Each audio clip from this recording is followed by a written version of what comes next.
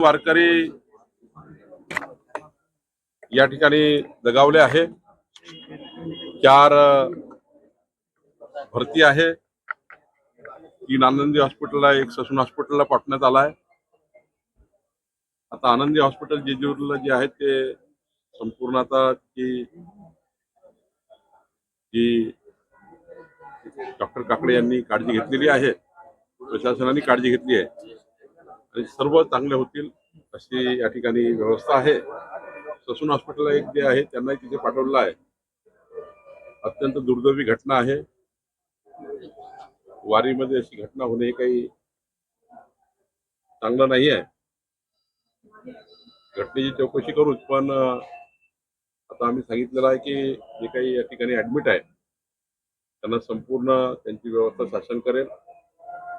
मृत झाले आहेत त्यांच्याशी शासन पाठीशी राहील, त्यांनाही आधार शासन देईल। मला असं वाटतं की ही दुर्दैवी घटना आहे, अशी घटना पुन्हा वारीमध्ये होणार नाही याची काळजी शासन घेईल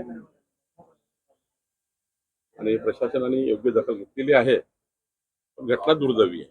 तर जखमींची तुम्ही भेट घेतली, विचारपूस केलेली आहे, काय त्यांची प्रकृती नेमकी कशी आहे, जखमींचा नेमका आकडा किती आहे? इथे तर जे 4ही पेशंट आहेत ते एकदम चांगले आहेत, म्हणजे ते रिकव्हरेबल आहे। त्यांची प्रकृती उत्तम आहे। एक आमची बहीण होती, तिला तर बीपी एकदम डाऊन झाला होता, पण तिला डॉक्टरनी सांभाळलेला आहे। इथली आता सर्व पेशंट हे अंडर कंट्रोल आहे, म्हणजे सुरक्षित आहे। ससूनला जे गेले आहेत ते चेक करावं लागेल तिथे काय परिस्थिती आहे। पालखी सोहळा 2 जिल्ह्यातून अजून पार होणार आहे, काही सूचनावर दिल्या? प्रशासनाला पूर्ण सूचना आधी होत्या कशी वारीमध्ये मॉनिटर करायचं। आमच्या प्रशासनाच्या जेवढ्या विंग्स आहेत, पोलीस, महसूल आणि सारेच डिपार्टमेंट आहे, ते सर्व या व्यवस्थेमध्ये असतात। पण अशी घटना जी न कळत त्या ठिकाणी होऊन गेलेली आहे आणि त्यामुळं या घटनेचा आम्ही गांभीर्य घेतलं आहे। पुढं अशा कुठे घटना घडू नये याची काळजी प्रशासनाने घेतली आहे। चालकाने काहीतरी औषध घेतलं होतं, त्यामुळे तो गुंगीसारखं त्याला जाणवलं। पोलिसांकडनं माहिती घेतली, 65 वर्ष वय आहे चालकाचं। त्यांनी काहीतरी सर्दी खोकल्याच्या गोळ्या घेतल्या, त्यांनी सुस्ती आली, सुस्तीमध्ये त्यांनी या ठिकाणी असा आउट दिशेने जाऊन, ज्या दिशेने ट्रक जाता येत नाही किंवा दिंडीला लावू नये त्या दिशेने जाऊन ही घटना घडलेली आहे, असं या ठिकाणी पोलिसांचा प्राथमिक रिपोर्ट आहे। चौकशी होईल।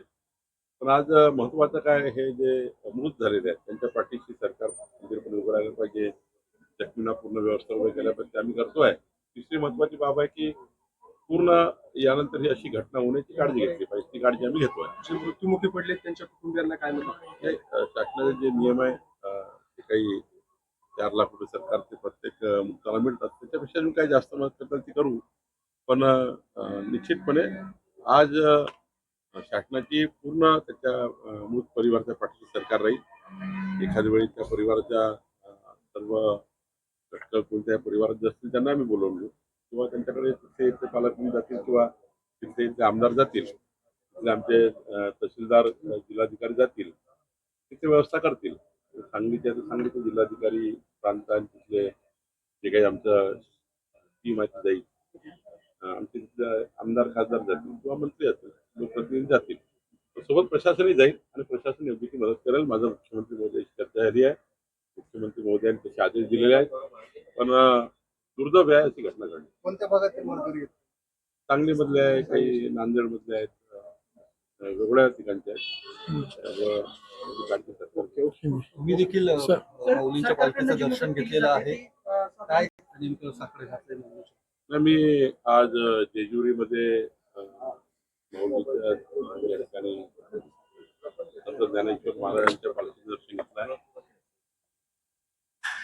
या ठिकाणी दर्शन घेऊन वारकरी येत आहे, वारकऱ्यांना सुखी ठेव, त्यांना वारकरी ज्या आशेने अपेक्षेने आले आहे, वारकऱ्यांची आशा अपेक्षा पूर्ण करणे हीच पहिली आपली या ठिकाणी मागणी राहायला आहे। कारण वारकरी ज्या आशेने अपेक्षा येतात, प्रत्येक वारकऱ्याची भावना आहे।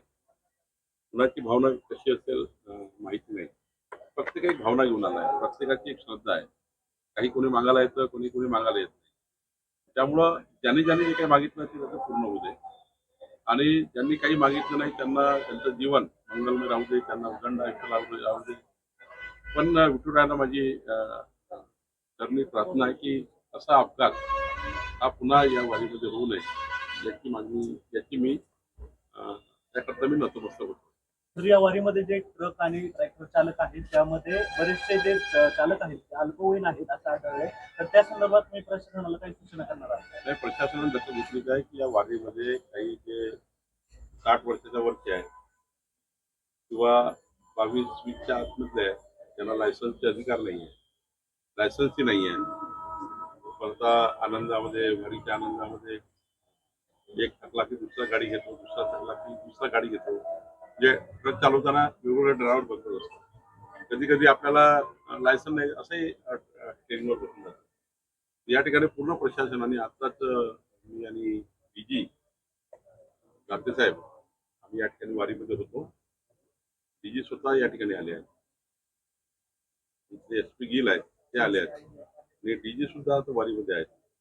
त्यामुळं पूर्ण त्यांनी प्रशासनाला सूचना दिली आहे की अल्पवयीन ड्रायव्हर नको आहे. 60 वर्षाच्या वरचा त्या ठिकाणी त्याला कंट्रोल करता येत नाही व्हेकल तसे लोक नको आहेत.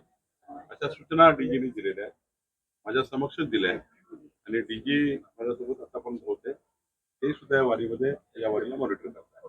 ते ड्रायव्हरांच्या बद्दल झालं, पण ट्रक आणि गाड्या ज्या असतात त्या पण जरा जास्त 15 वर्षाच्या पुढील आहेत. ट्रॅक्टरही 15 वर्षाच्या पुढील आहेत.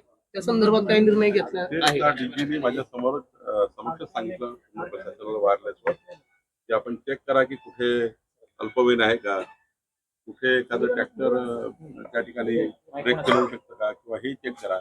पण बऱ्यापैकी मॉनिटर आता सुरू झालेला आहे. आता गुंगीचं औषध रात्री घेतलं किंवा खोकल्याचं किंवा तापाचं औषध घेतलं त्यामुळे त्यांचं म्हणणं आहे त्या ड्रायव्हरचं की मला गुंगी आणि माझ्या असं हे झालं. बघू ते पूर्ण चौकशी करू. आज काही अंतिम निष्कर्ष आपण जाणं काही योग्य नाही. पण तिथे ड्रायव्हर किती वय होतं, त्यांनी गुंगीची औषध तर घेतली होती का, कुठलं त्या ठिकाणी अजून काही तपासामध्ये ते पाहू. पण ही गोष्ट खरी आहे की आता जे डीजी आले आहेत त्यांनी संपूर्ण या ठिकाणी मॉनिटर केलं आहे. संपूर्ण वारीच्या संपूर्ण व्हेकलच्या सूचना काढलेल्या आहेत. त्याची तपास करून योग्य पद्धतीने सर्व पोलीस चेक करतायत. ओव्हर स्पीड चालवण्याचा काही प्रकार त्या ठिकाणी होऊ नये. थोडी गॅप भेटली का न स्पीडनी चालवणे आणि गॅपला आपण कसं पुढे जाईल चढाओढ होऊ नये वारीमध्ये ही सुद्धा काळजी घेणं महत्त्वाचं आहे. थँक्यू.